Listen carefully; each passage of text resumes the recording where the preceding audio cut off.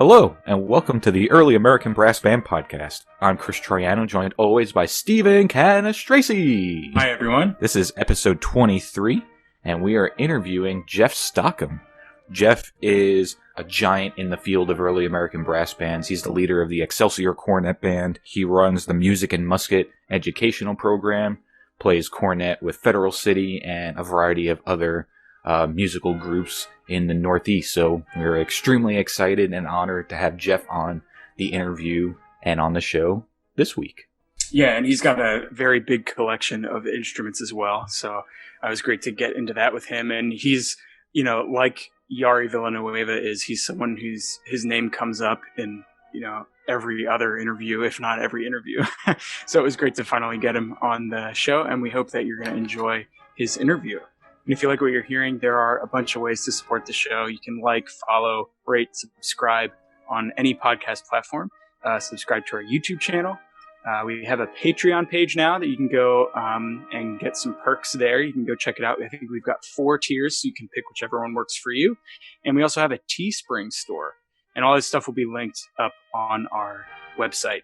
The Teespring store is new. If you want a hat or a mug or some T-shirts, that's up and live now for you to go check out. So we hope if you want to support the show, we hope that you'll go check those things out. Without further ado, here is our interview with Jeff Stockham. Thank you so much, Jeff Stockham, for coming on to the Early American Brass Band Podcast. We've been wanting to have you on for a long time, and we've been kind of communicating off and on during this whole project. So we're really excited to finally have the opportunity to speak with you today. Well, it's my pleasure to be here. Thanks for asking me. I feel like I'm in some pretty heavy company with all the great people you've interviewed. No, we're extremely excited to have you, and you fit right in, obviously.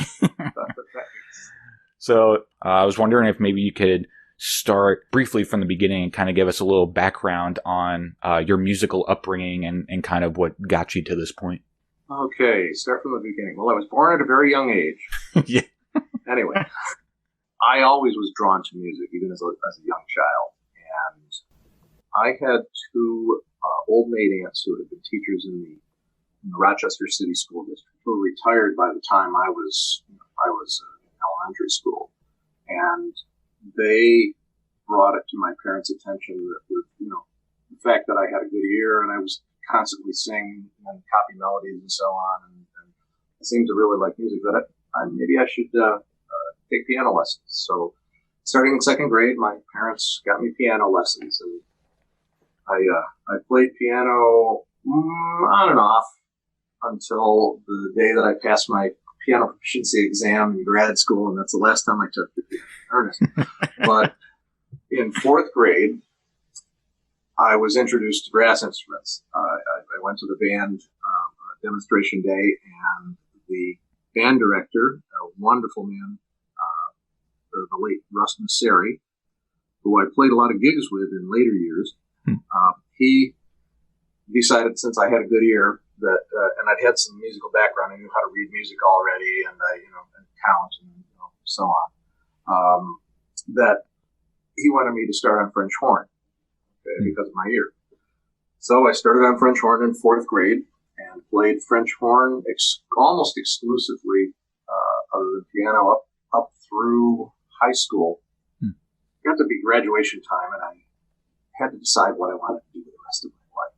And I had no other calling that I could think of. I had to go into music. It just was something not just that I wanted to do, but that I really had to do. And so I got into Syracuse University, studied horn with Bruce Hagreen, the marvelous principal horn of the Syracuse Symphony, a good friend.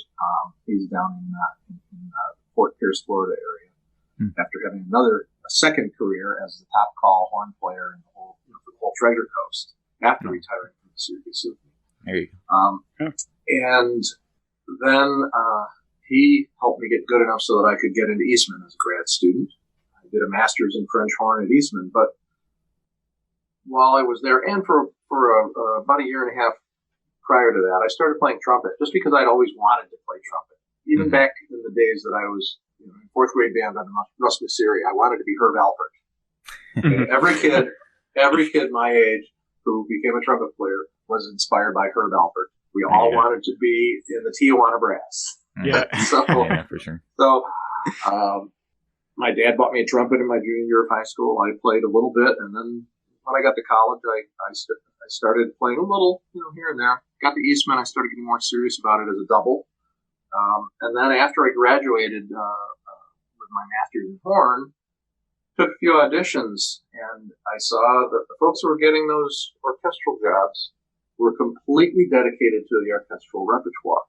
And they spent hours and hours and hours in the practice room learning, practicing, listening the orchestral repertoire. And I wasn't that dedicated to it. I wasn't in love with the way that some of them were. So after taking a few auditions, I decided this career path isn't probably for me. And, I started to draw on my eclecticism, how I was drawn to different kinds of music. I played in funk bands and rock bands and Latin bands, big jazz, big bands. I was I think the first French horn player in the Eastman Jazz Ensemble. So I decided that my stock in trade would be my breadth, not so much my depth. Yeah. Okay, I'm good at what I do, but I also do a lot of stuff. Right. Okay, and that's really served me very well over the years because I've been able to explore a lot of different musical avenues. To maintain a career as a freelancer, which I've done for the last 25 years or so, exclusively. You have to be able to play anything, anywhere, anytime, for anybody, as long as the money is right. Yeah. So that's been my philosophy. I'm going to play anything, anywhere, for anybody, as long as the money is okay. And that involves playing a lot of different instruments. I get a little bit of French horn work. There are some really great French hornists in my area. They're a little more established in that field. Jazz French horn, I'm the only guy around who does that in local region.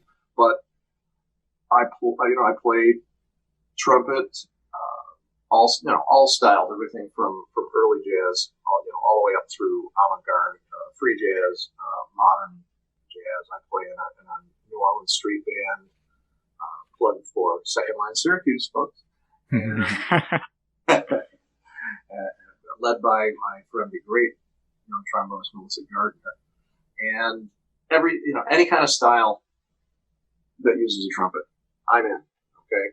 Yeah. I finally bought a piccolo trumpet a few years ago, and since then I've done some Beatles concerts and played the David Mason Penny Lane solo a number of times, and I've played a couple of Bach cantatas with groups at Syracuse University, and occasionally I'm called on to play in a community orchestra.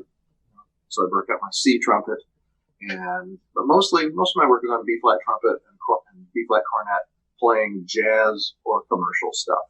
Gotcha. Jazz groups, party bands, and so really on. Interesting. And then over the last 20 years, I've done a lot of performing on 19th century, original 19th century period instruments in the Civil War and post-Civil War genres. So as getting into the 19th century stuff, was that aided by any interest in that time period or in the Civil War or anything like that? Or was it what you were saying, it was just kind of filling a hole in and giving you more opportunities to make freelance money? Well, sort of a little of both. My dad was a big Civil War fan, and he would have loved the Civil War band, but he passed away before I formed the band. But I actually got into the 19th century performing kind of through the side door. I wasn't a big Civil War history nut or anything. My history thing was World War II and some World War I, and that was mostly through the airplane. I was an airplane nut since I was a little kid. Okay, so you want to know about Messerschmitts and P-51 Mustangs and so on. Just ask. So, good to know. And I can tell you just about every mark of the Messerschmitt BF-109. Anyhow, so I kind of got into it through the side door. a buddy of mine who also has been gone for about 15 years, a fellow by the name of Tom Mayer, was an instrument dealer and collector and amateur trumpet player and piano player and harpsichord builder and a really, really eclectic guy. And I ran into him at a gig when he was tuning a piano. And then, a few weeks later, he happened to walk into a garage sale I was having. And he said, "Got any old musical instruments?" I said, "Lots, but none for sale." So I invited him in and I showed him, the relatively few that I had at the time. And we became friends and we started going out to yard sales and garage sales. And at one of these house sales that we went to, I found this cornet.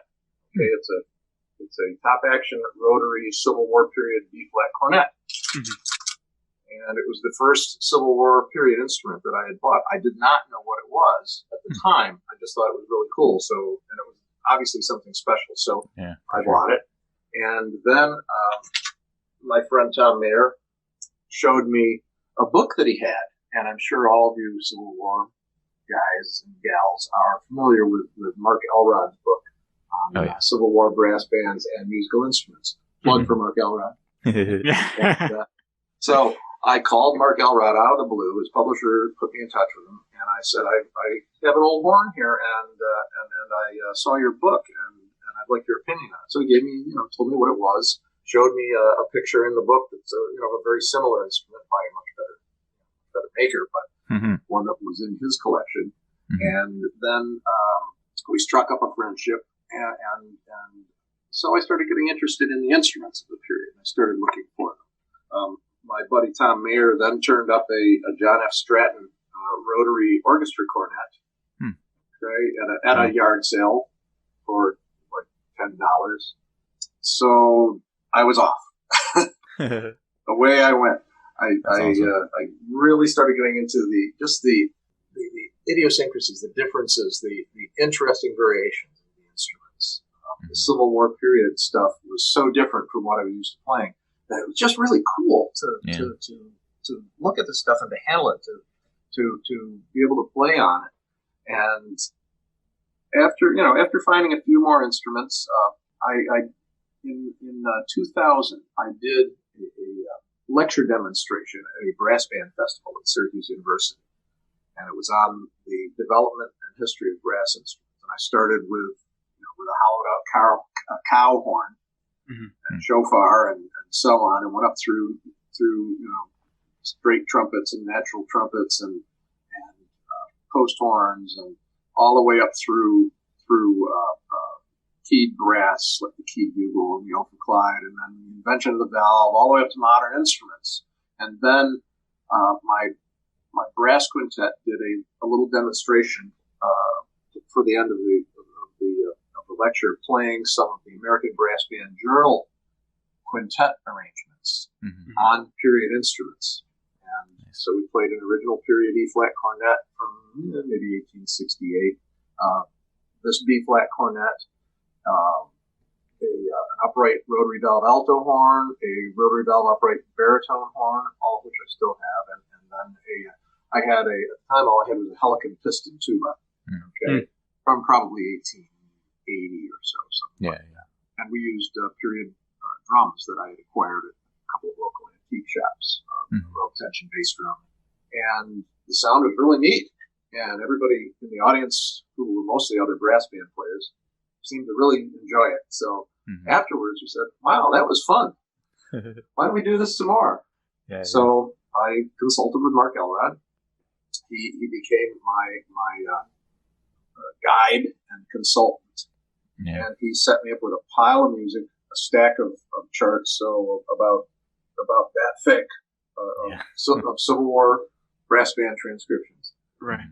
And helped me find a couple of more appropriate period instruments, including a rotary valve upright tuba. And then we ordered uniforms from the quartermaster shop and started booking the band for Civil War period concerts. I developed several programs, several theme programs built around different Civil War themes. A program on Lincoln, a program on the brass band movement, a couple of other theme programs, and one thing tribute to Harriet Tubman, and we did up until the end of the Civil War sesquicentennial cycle, we were doing 10 to 15 jobs a year, especially during the 2010 to 2015 period. Yeah, because the interest in the sesquicentennial of the Civil War was so great. Definitely. Things have kind of tailed off a little bit now for that, and especially with the pandemic, there's no work whatsoever. Yeah, in fact, right. Nothing even getting booked into next year. So who knows? I don't think it's run its course, considering the number of brass bands that are out there and the number of Civil War bands even that are forming now. But I guess that's the story. Yeah, no, how we got going.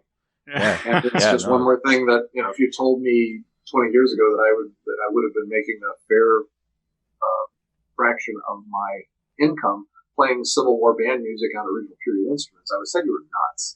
But that's kind of the way it worked out. Yeah, that's awesome. That's great. Yeah. What's the is there a maker's mark on that first instrument that you got?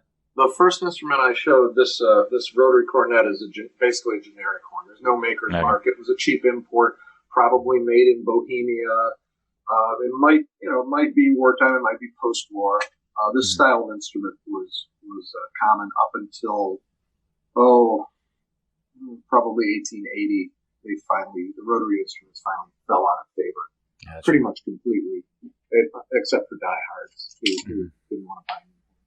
Yeah. But I do have a number of signed instruments. Sure. It's interesting. We've had a few Eastman guys on the show before, and Steven is a Eastman graduate as well. And it's interesting how the second episode for the show, we did a Frederick Fennell episode and went in on his 1960 recording and all that. Who in this audience does not own that recording? Yeah, exactly. Right. Sure. It's interesting though how it seems. It sounds like in your case as well how that recording and Frederick Fennell's legacy didn't necessarily directly impact your current involvement in the Civil War movement. Well, actually, it did to some extent, and I do have an indirect connection to Fred Fennell. The Excelsior Cornet Band, my group, we've been in existence for about a year and a half, maybe pushing 2 years. And then Mark Elrod recommended me as E-flat cornet player to Yari Villanueva of the Federal City Brass Band, which was just getting started. George Rabbi, who was playing with Yari, had too many other professional commitments to maintain the full schedule. So I started filling in for George, and eventually became one of the full-time E-flat cornet players in the Federal City Brass Band. And in 2003, we performed at what I think was actually I can't remember which number it was, but it was anyways, the National Civil War Brass Band Festival in Campbellsville, Kentucky. It was hosted by Saxton's Cornet Band. And I did get to meet Professor Fennell. The massed bands, all of the bands that participated, played under his baton. And that was one of the last times that he conducted groups like that. It was only shortly before he passed away. So being able to play under his baton was a thrill. Yeah, I'm sure. Yeah, it's funny. I didn't know about that recording until actually fairly recently, a couple of years ago. Because when I was in high school, I did my undergrad at Eastman. And when I was in high school, my private lesson teacher was the one who kind of pushed me to audition there. His daughter had gone there. Actually, he's a horn player, Amy Jo Ryan. She plays in the LA film. Oh, I adore Amy Jo Ryan. Yeah, I took lessons from her dad in high school. Really? All throughout. Wow. I think I started in 5th grade and went all the way through. But anyway, so he was the one who said, you might want to look at Eastman as a school. And then, of course, I dove down the rabbit hole of all those recordings Fennell did on the Mercury label. And I have most of them. And I must have missed the Civil War recording because I only found it a couple years ago. Yeah, because that's really a cornerstone of anybody's Civil War music recording collection. Going back to Amy Jo, I met her a couple of years ago at the Mid-South horn workshop where I was a clinician, a guest artist, and she was just great, fabulous player, lovely person. So yeah, definitely. And then the other Eastman recording, that's kind of a sleeper, I guess, just because it's in the shadow of the first one. But then the Hunsberger recording with Vizzuti playing on was it the Homespun America album? All on modern horns. Yeah, that one I don't know. If it's played on modern horns, I don't pay that much attention to it. Yeah, but it's got Vizzuti playing all the E flat parts. True. So. That's true. And then just kind of another thing that I'm recalling from the interview, you said that when you were first getting started, before you got that first unmarked cornet that you showed us, you said that you had a small collection. Were those just the instruments that you were kind of playing like at the time, like that you were making a living off of, or were you actually collecting? Oh, no, I was collecting. I actually started collecting when I was at Eastman. My first collectible instruments were a 1906 Conqueror cornet with full kit, which I still have. It has a World War I soldier's songbook in it. Oh, wow. Okay, that was published by the U.S. Army. Let's see, I had for a while a York Professional cornet and a Con 22V trumpet from about 1922 or 23, which was gold-plated and engraved all up the belt. I've sold those two over the years because I've gotten better examples of both. But I started collecting. I got bitten by the collecting bug really early. Okay, Sure. I always have been a collector. When I was a kid, I collected butterflies. Okay, and then I collected model kits, and I'm in the process of trying to sell off about 500 unbuilt model kits right now. Yeah. So anybody who builds models out there, don't hesitate to get in touch. Getting a lot of plugs in this episode. That's yeah. Hey, that's the American way. Crass commercialism. Yeah, it's great. We love it. But I've always been a collector, and I started finding these old horns. I hadn't found any Civil War horns up until until 1997 or 98 when I got the first ones that I got through Tom Mayer. But I've been collecting old cornets and other types of horns. Yeah, so your collection gravitates for many years towards, before that. Yeah, for probably close to 20 years before that. So I had a pretty good collection of interesting stuff, and that really got a boost when eBay started. Okay, I got in on eBay when it had only been up for about 2 or 3 years, and really good stuff was coming out of the woodwork, and all the collectors were fighting over all this really cool stuff. For instance, I bid on a Con. Let's see, what is it?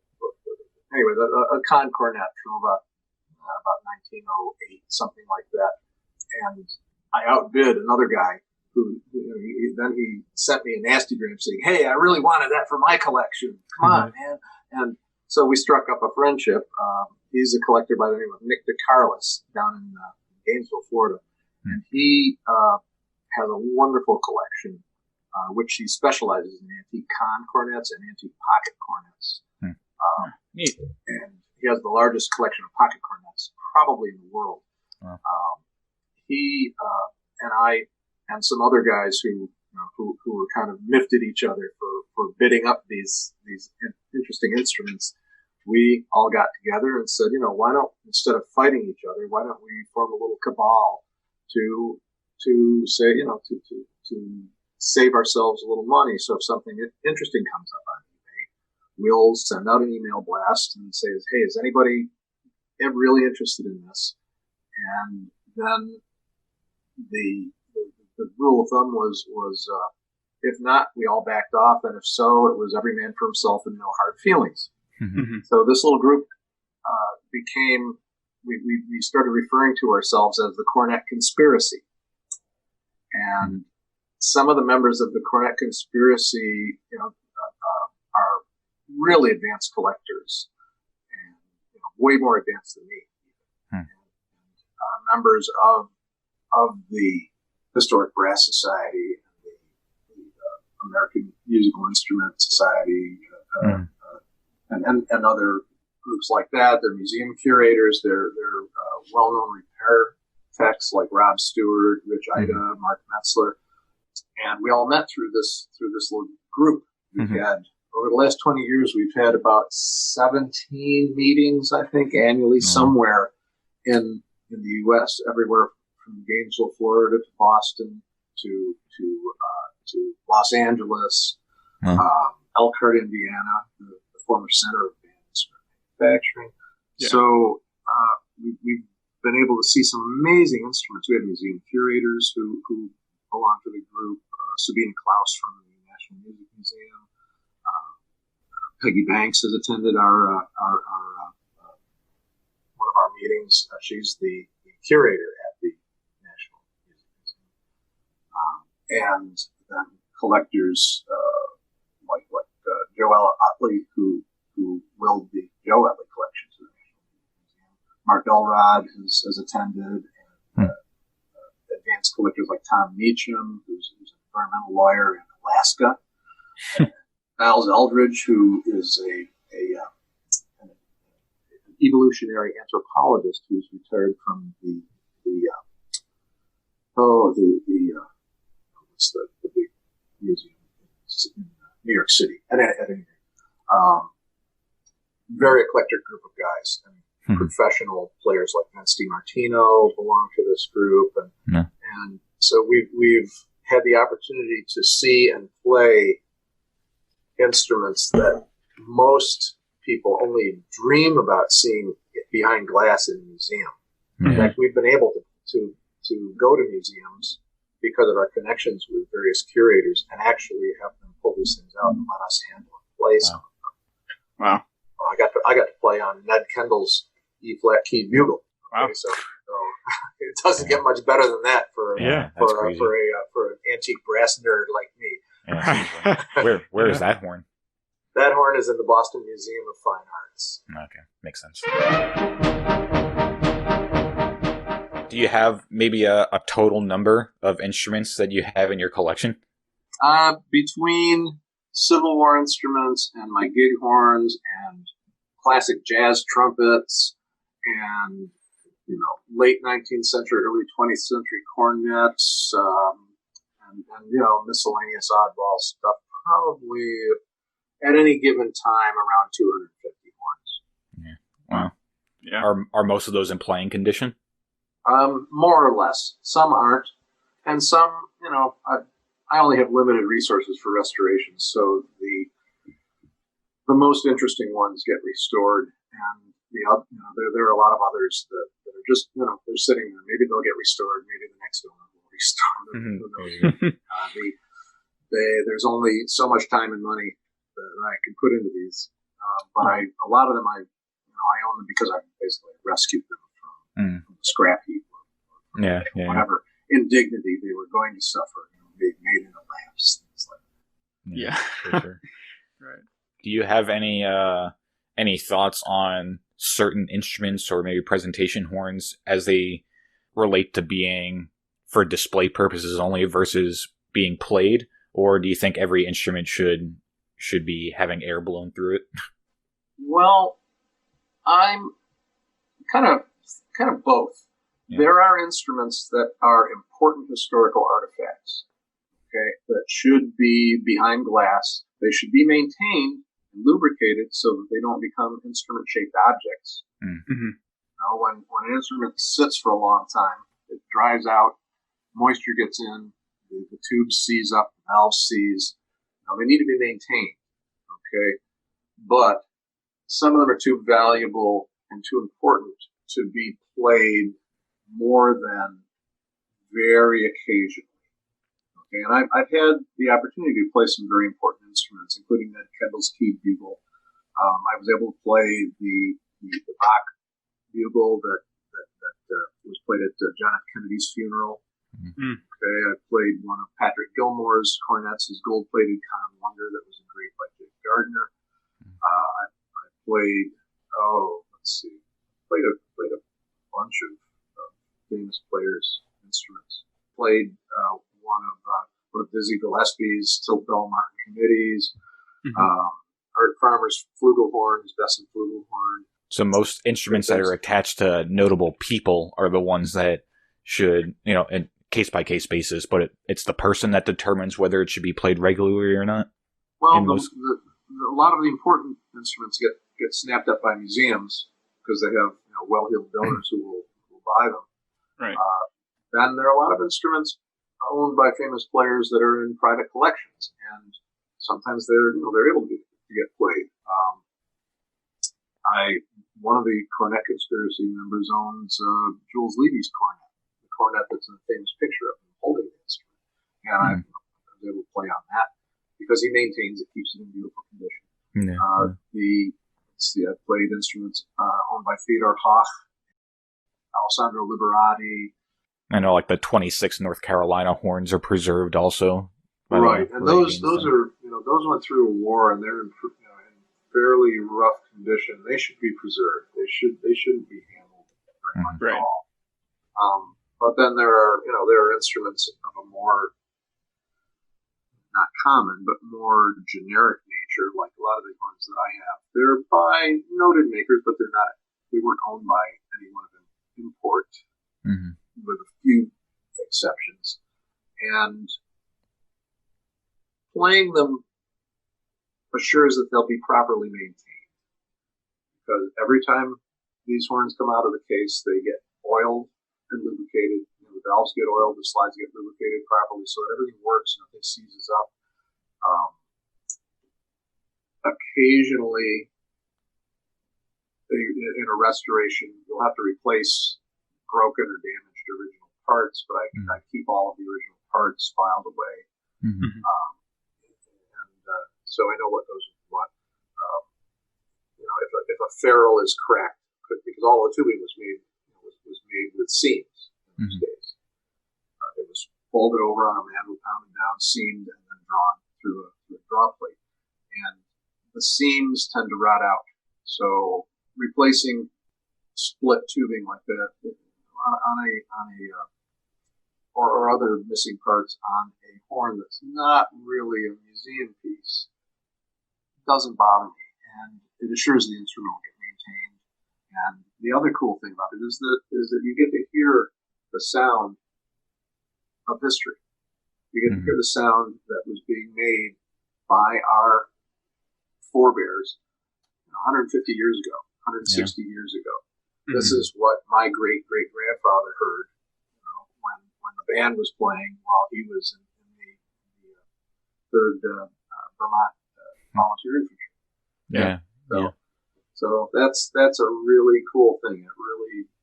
It lends reality and immediacy when an audience can hear actual sounds of the Civil War.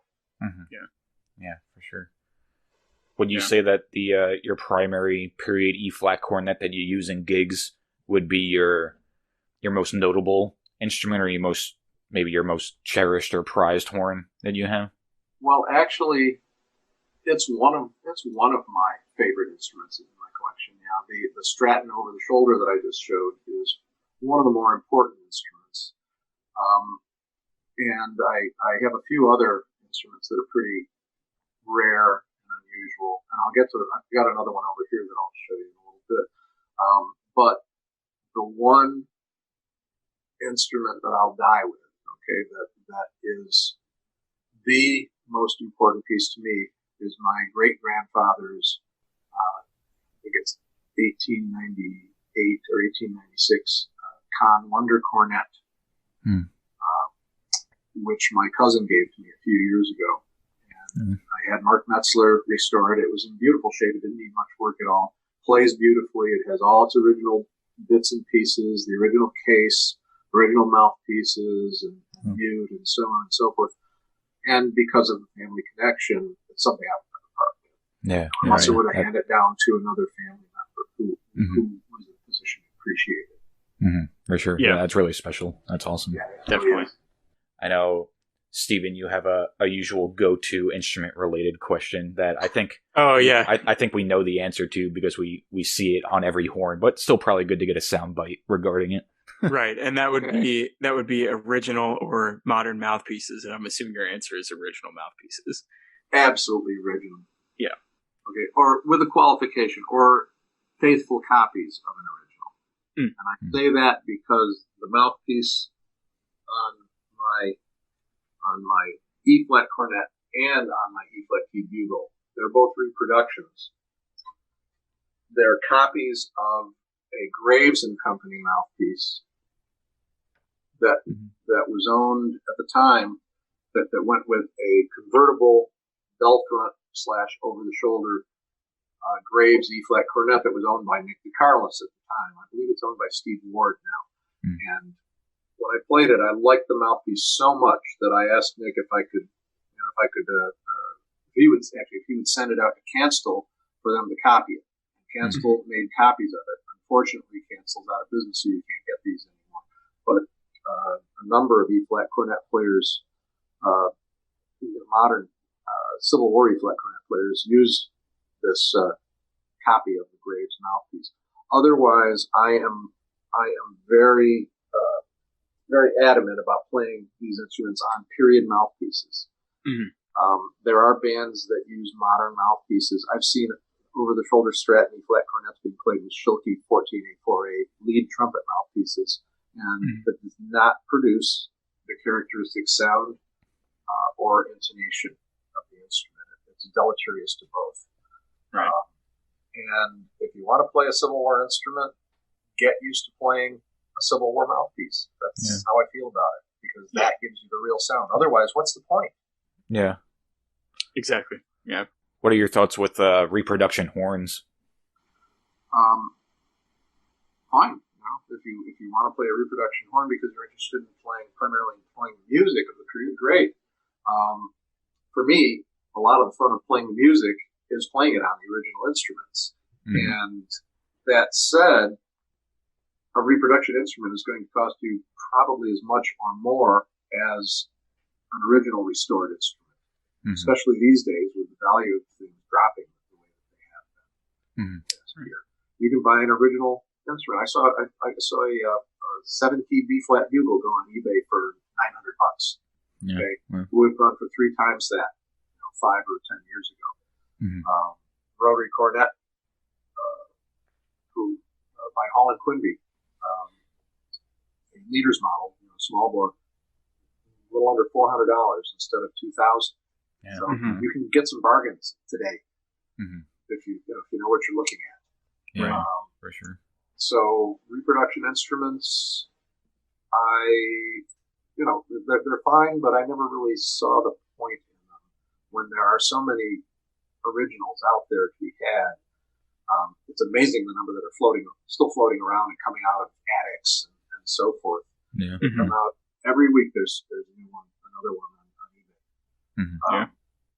And so I think the whole point of what we do is to play the period music on the original instruments, because that gives the true sound of history there. As a professional musician, and you already talked about how you got into 19th century music, Civil War reenacting specifically, do you do any what we would call reenacting, or are you purely a professional musician showing up for gigs in just a costume? A little both. I've done quite a bit of reenacting with the Federal City Brass Band, and also some with the Coates Brass Band, the 47th Pennsylvania Band.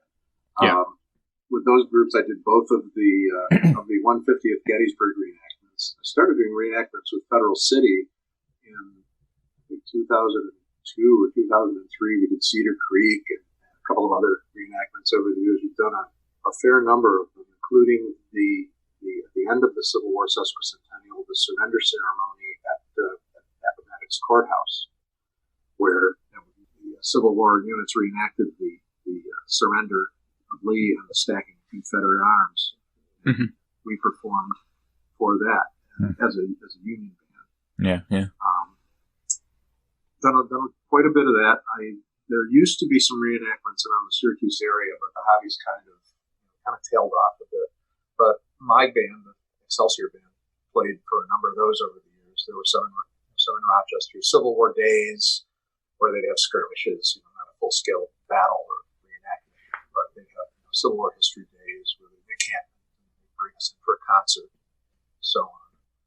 So I've done a lot of that, it's kind of a crossover between the two, and then done a lot of just plain concertizing for concert series and for historical societies, museums, even private fundraising events, things like that.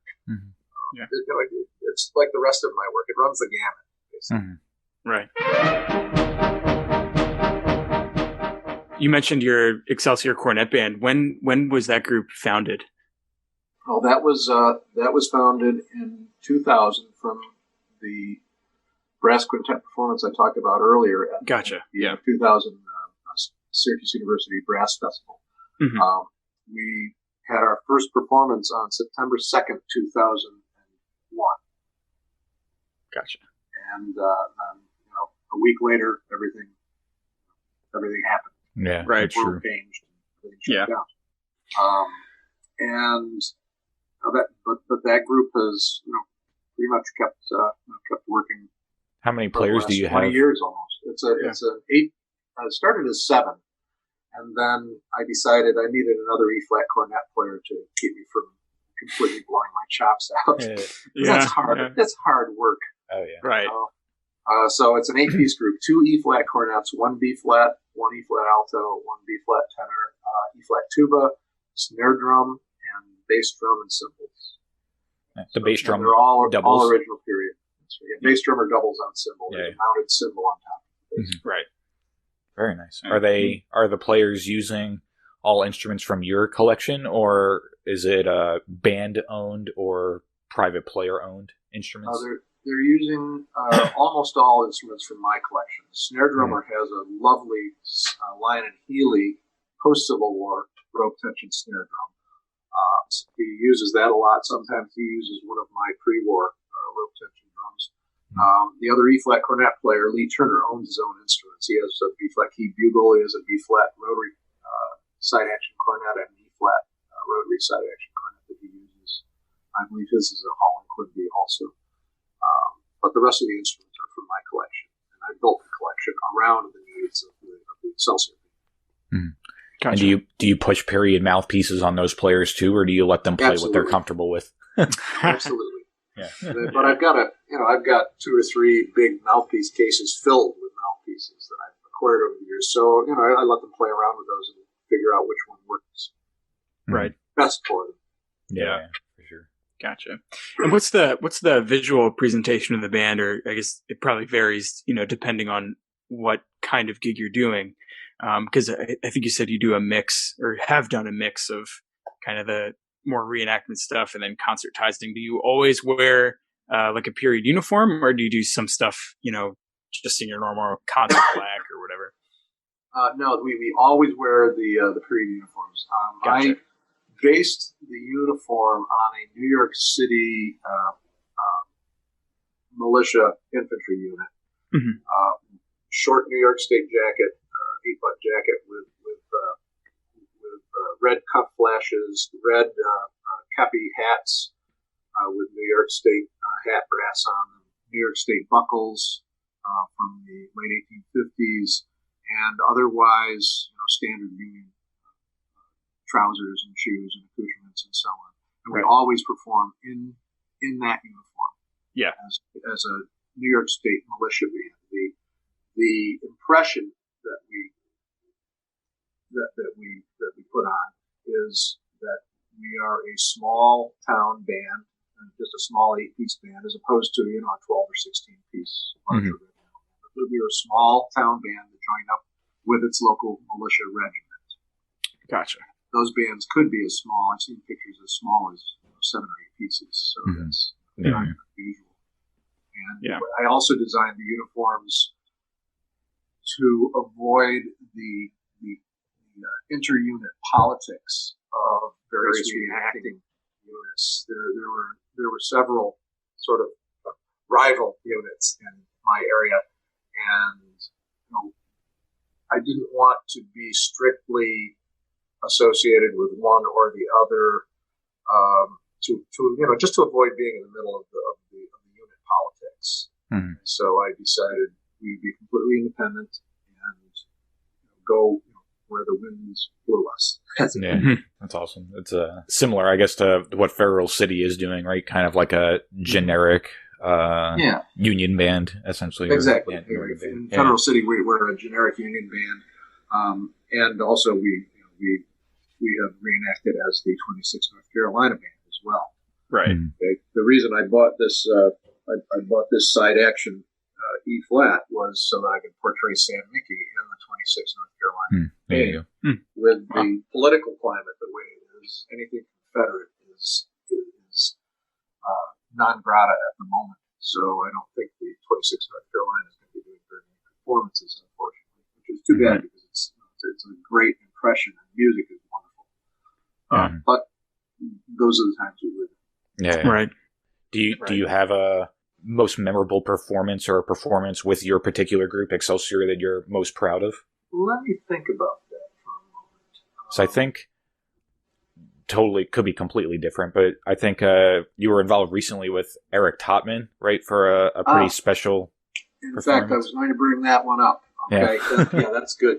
Yeah, Eric has the largest private holding of Schreiber horns, and there's a little village kind of northeast of Syracuse near Watertown called Copenhagen, and the village still has the original bandwagon, horse-drawn bandwagon of the J.H. Raymond Cornet Band, which was equipped entirely with Schreiber horns. So Eric made arrangements with the town to participate in their sesquicentennial, which was what last summer. So I think he had their bass drum originally, right? He actually had purchased their original bass drum. Yeah, that's crazy. And for all I know, I have a Schreiber horn right here. You can see that it's a pretty unusual instrument. It's teardrop shaped. Yeah. Wow. And a lovely playing instrument.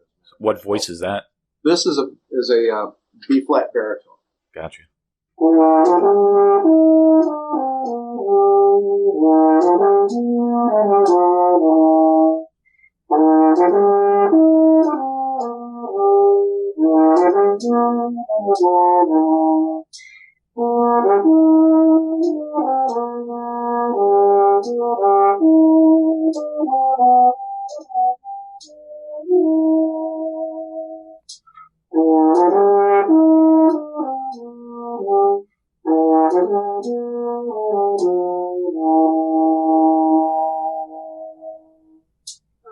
Beautiful. Lovely sounding instrument. Yeah.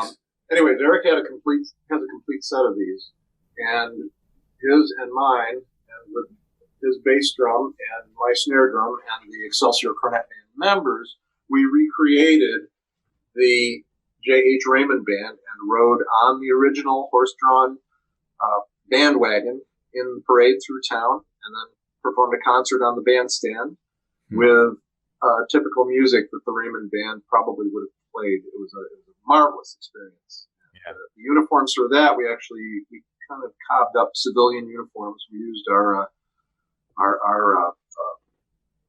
sky blue pants, Civil War pants, and our shoes, Civil War brogans, and then white tuxedo shirts. Because pleated shirts like that were very common. Big string ties, double-breasted black vests, and single-breasted coats, and then caps that were fireman-style caps that were typical for the period. And I think we presented a pretty good impression as a 19th century civilian band, which is something that not a lot of groups do, because the civilian clothing is much less standardized, expensive for a second impression or a third impression for a band. It gets pricey. Yeah, we have a lot of pictures from that gig up on our website in the show notes for Eric's episode when we had interviewed him. I think he was in the first round of 10 interviews that we did. Yes. So if you're still listening at this point, go if you want to see any pictures of the gig that Jeff's talking about, those are up on the website in Eric's episode's show notes. But that seemed like a really cool experience. Yeah. But that was one of the most memorable gigs that we've had in quite a while. Mm-hmm. We've had some others that were really great, playing in Maine and playing at New Hampshire, and let's see, we played in New York City for an insurance company convention. They had a skit about the founding of the company in the 1860s. It was founded as the Germania Insurance Company, and they wanted a Civil War band because that was what was playing at the time. So we provided incidental music for their little show. It was a blast. Then we got to hang out in Manhattan for a while. Yeah, there you go. Not bad. Did you play any Charles Ives? I guess that's a little later, but an insurance company gig, yeah. yeah, little Charles Ives. We played two different marches at the same time. Yeah. Actually, as an aside, it was just discovered that George Ives' Schreiber cornet, which is a different design from the teardrop instruments. And Eric owns one of these also. It's a figure 8 cornet. The tubing kind of is in a figure 8, and then it goes up out the bell. That's right. There's only a handful of those known, and Charles Ives had a 4-valve one in B flat and A, and it's actually George Ives had one. It's in the Charles Ives Museum. Oh wow! And that was only recently identified as a Schreiber, and it's I think one of only four known or something like that. Wow, that's really cool. If you want more info on that instrument, on that kind of instrument, Rob Stewart owns one, I believe, and has on his website a very nice page about it. It's under his online museum under, I think, rotary valve cornets. Okay. You'll see the Schreiber figure 8 cornet. Awesome. This has been really, really cool. I think maybe one of the last things to finish up with the Excelsior group, we know you have a recording that you produced, Cheer Boys Cheer. Yes. Great recording, a lot of really good music, really fine playing on it. Thank you. Any stories or any information associated with that particular recording project that you'd like to share? Yes, it's available $15 postpaid. Actually, that was an interesting project. We recorded it in the band room of Bishop Ludden Junior Senior High School, which is where our tuba player Al Thompson teaches. And we had a remote recording set up. Subcat Studios from Syracuse, great recording studio, does a lot of marvelous work. They brought in a full remote setup, and I augmented the band with additional players. So I think we had a 12-piece band. I think we had 8 brass or 10. I think 10 brass and 2 percussion. So we had all the parts doubled. And so they set up the recording. We recorded all morning. We did like 3.5 hours. Got some great takes. We broke for lunch, came back in an hour, and the recording engineer sadly informed us that their hard drive had crashed and we lost everything that we recorded the entire morning. So with our beat up chops, we had to go back and re-record everything that we did in the morning, and then we had to do another session, I think, to get the second half of the album. As soon as you said that you guys broke for lunch, I kind of anticipated where that was going. You knew where that was going, didn't you? Yeah, that's not a good feeling. It was like the long faces on the engineers, like, you're not going to like this. Yeah. Imagine the stress that guy felt when you guys were all trickling back in, Oh, yeah. Having to drop the shoe on you. Ooh, yeah, but we got a good record out of it. Yeah, it turned out great. I was very happy with how it turned out. Definitely, I know. And we've sold a lot of them. We've recorded it mainly as a documentation of the band and as merch to sell at gigs. Okay, so and the sales of that CD have financed the purchase and restoration of quite a few of our instruments. Awesome. Actually, we're well into the second 1,000 of those CDs. Oh wow! Yeah. So between promotion, giving them away for promotion and selling, we've probably gone through about 1,300 or 1,400 of those CDs, which is pretty good for a Civil War band. Yeah, no, that's fantastic. And it also won the 2004 Sammy Award for Best Recording Other Styles here, the Syracuse Area Music Awards. Oh, wow. Very nice. Congratulations. That's awesome. Yeah. Thanks. It's phenomenal. I know that amidst the pandemic and stuff, everything's on hold, but are there any prospects of doing another recording with the band, or is that kind of a one-time thing for you guys? I think it was a one-time thing. There's so much music we could record, 50 albums if we had the resources. But I think that if I do another recording, if and when I do another recording, and this is still very much in the nebulous stage, I think I'm going to do a jazz French horn recording. Oh, nice.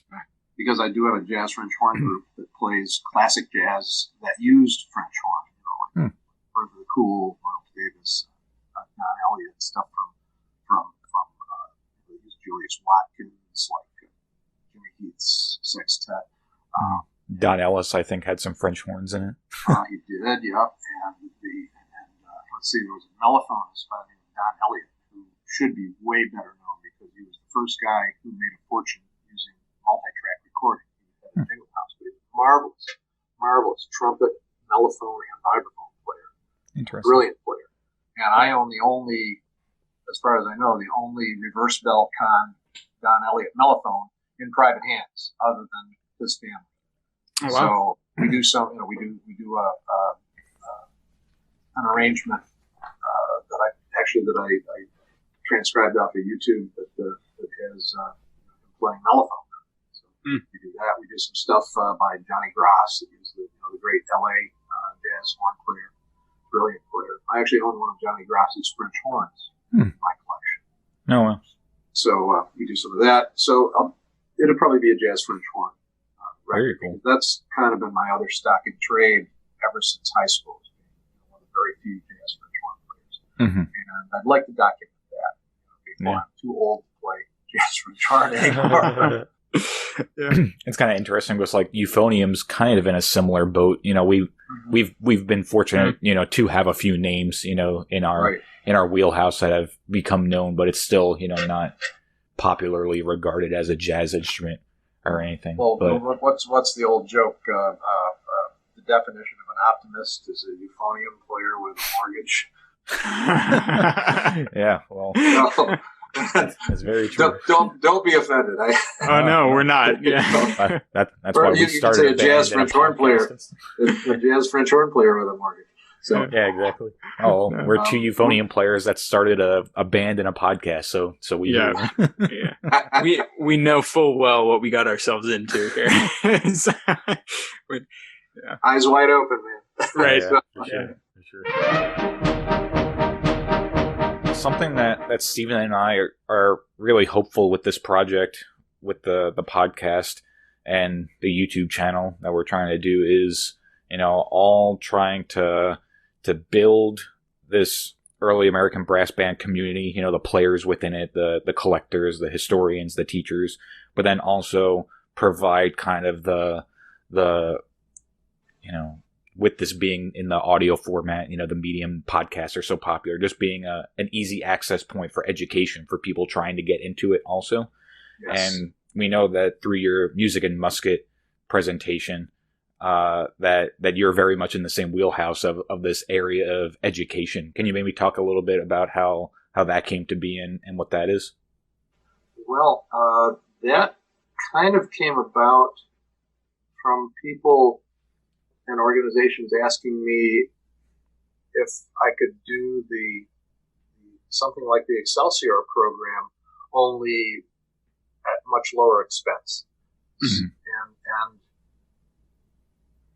since I'd done presentations and programs on, the development of brass instruments, the history of the instruments, things like that, I thought to myself, I could probably put together a pretty comprehensive educational program that gives background on Civil War music and musicians, the instruments, the use of like drums and bugles for field music, how a soldier went through his day, what musicians did, the stuff that they carried, the music they played, the instruments they used, and then tell some of the stories about the music. Like I tell the story of the creation of taps. Basically, it's what Yari always presents. Mm-hmm. And, I've fitted it into a fairly encapsulated format, and I've written this program so that it takes up approximately one school period. I can depending on what I put in and take out of it, I can make it go, make it anywhere from 40 minutes to an hour and a quarter, depending on what the client wants. And I've done it for a lot of schools over the years. I've done it for quite a few historical societies and so on. I do it in this area in conjunction with Larry Lettinger's Central New York Jazz Arts Foundation as one of their educational programs. So we put it into the late elementary, junior high, and sometimes high school student body through CNY Jazz. And part of the beauty of that is that it's BOCES reimbursable for part of the cost. So Board of Cooperative Education Services will co-sponsor the performances. So it makes it a really cost-effective way to give a living history experience to students, because this is stuff that they've never been exposed to, they've never seen. And if I can open the eyes of even just a few of the kids in each of those audiences and pique a little bit of interest, it might send them in a whole new direction. It might spark a lifelong interest in history, or in the Civil War, or in other avenues of music. Who knows how it's going to touch someone? Yeah, but definitely. I found it to be very rewarding in that way. After each show, we always have kids who want to come up and look at the instruments and have questions about the instruments and the accoutrements and gear, because I bring a full kit of everything that the bandsmen would carry. Yeah. They want to see the musician's sword. They want to see the hardtack. They want to see the instruments. They want to play on the snare drum a little bit. So I let them do that. Anything to reach the kids and touch them and draw out an interest in history and our past, I think is very valuable. So that's how I design the program. Yeah, hopefully it does. Right. Yeah. The band that Steven and I play in, we did our first elementary program, I guess in February, 2 or 3 weeks before the world shut down. But we did our first one then, and it's exactly what you said. It was really adorable and rewarding seeing at the end, all the kids come up, and every member of the band was sworn by a handful of kids just to ask questions, at the end. So it's it was really special. Part of what inspired that too was that at the Excelsior Cornet Band concerts, we'll start out, and I got this actually from Federal City, from Yari's group. We start out most of the time with a show and tell. It's about 8 or 10 minutes before the downbeat. The band just walks out into the audience and walks around as people are being seated, and they ask if anyone has questions about the instruments and uniforms, and they explain the instrument that they're playing, and they explain the uniform or anything else that people want to know about prior to the concert, and it piques people's interest. It gets them engaged prior to the first note. Yeah, that's a good idea. And that interaction kind of also inspired the Music and Musket program, to have that two-way like that. Yeah. Oh, I mean, awesome. we've said it before that we feel that this part of American music history, isn't really taught that much, especially at the college and university level. So really, I mean, like Chris said, I mean, that's one of the main goals of the show is just to get some of this information out there for maybe people to stumble across. Right. But really, I mean, it's programs like that really do the bulk of the work when it comes to educating people about a period of history, not only in the United States, but just the United States or American music history that really elsewhere is not mentioned really at all. Well, that's one of my gripes about when I was in music school. We learned the standard European-centered curriculum. It was all Eurocentric, and American brass band music, American popular music of the 19th century was basically looked upon as unimportant. It wasn't worth studying. And once I started delving into it, I couldn't understand that attitude, because 19th century music is what made 20th century music and 21st century music what it is. There's a progression straight through from the introduction of the key bugle in 1810 through the development of the American brass band movement to the development of early proto jazz. There's actually a quote, and I wish I could find it again. I found it online somewhere, but it was a quote from a letter written home by a Civil War soldier saying that he did not like the music in General Polk's army of his brigade band because they played jazz music. Huh. This was in about 1863 or 64. Yeah. And it probably had the unsavory connotation of the word jazz in the mid 19th century colloquial way, rather than how we consider it to be the American art form. Yeah, that's true. But it was music of houses of ill repute. So, but there's a straight line from there through the early proto jazz, post Civil War New Orleans,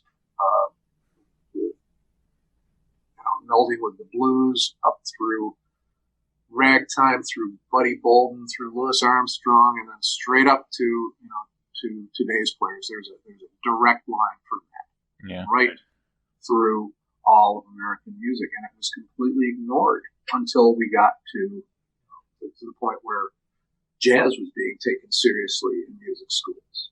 Yeah. That didn't happen until the 70s. Yeah, well, even with that, it's like jazz history is usually its own course. It's like when you're going through like the 4 semesters of music history in college, in the 4th semester, well, maybe at the end of the 3rd semester, you're talking, getting into the 20th century. Maybe if you're lucky, you'll get like a paragraph on Sousa, maybe a paragraph that jazz exists, but it's its own offshoot. And like essentially American music started with Copeland, right? Is kind of like what a lot of music history courses kind of teaches, the beginning of American, serious music. And in the meanwhile, have you talked to Mike O'Connor? Have you interviewed him? Yeah, we had Mike on. Okay, you're aware of how great an importance he puts on American popular music, and popular music in general, British invasion, and so on and so forth. Pop music is the engine that drives music, and classical music, great though it is, quite frankly, is a relatively small segment of the world of music, European classical music. So, I always found it strange that jazz was ignored, that 19th century band music was ignored, because that was a hugely popular movement. It was as big as anything today. Jules Levy made sometimes he made $10,000 a week as a soloist. In the 1880s and 90s. Okay, so he was a rock star. These guys were rock stars, and they made gobs of money, and they were popular. They couldn't go anywhere without being mobbed. Okay, so they were the Beatles, 100 years earlier. So ignoring that just seemed to be counterproductive to me. So I'm glad that it's getting some exposure here. You guys are doing it. Yeah, thank you. Well done. Thanks, yeah.